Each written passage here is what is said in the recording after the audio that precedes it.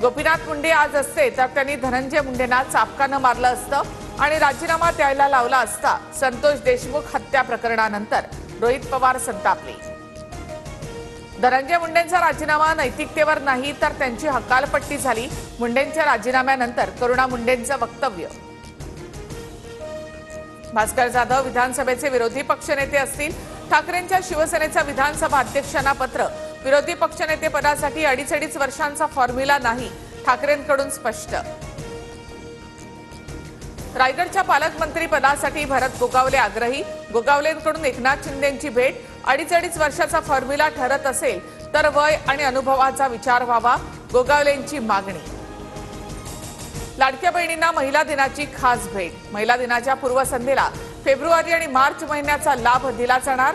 2 महिन्यांचं 3,000 रुपये खात्यामध्ये जमा होणार. अबू आझमींकडून औरंगजेबाचं कौतुक करणारं वक्तव्य मागे. माझं वक्तव्य मोडतोड करून दाखवण्यात आलं. मी कुठल्याही महापुरुषाबाबत अपमानजनक टिप्पणी केली नाही, अबू आझमींचं स्पष्टीकरण.